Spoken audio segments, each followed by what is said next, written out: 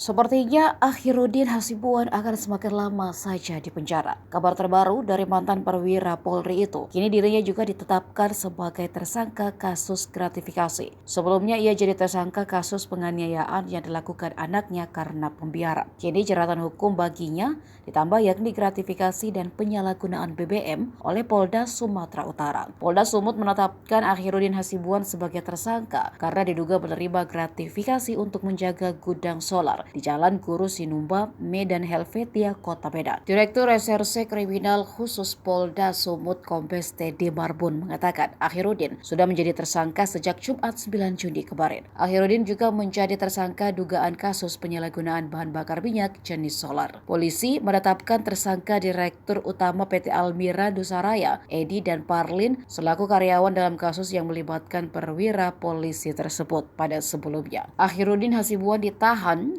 setelah menjadi tersangka dugaan pembiaran penganiayaan yang dilakukan anaknya. Dalam kasus tersebut, Akhiruddin Hasibuan dijerat pasal 304, 55 dan 56 KUH Pidana. Polda Sumut juga memutuskan memecat AKBP Akhiruddin melalui mekanisme pemberhentian tidak dengan hormat. Dikarenakan terbukti melanggar kode etik Polri terkait perilaku yang membiarkan tersangka AH melakukan penganiayaan terhadap Ken Admiral.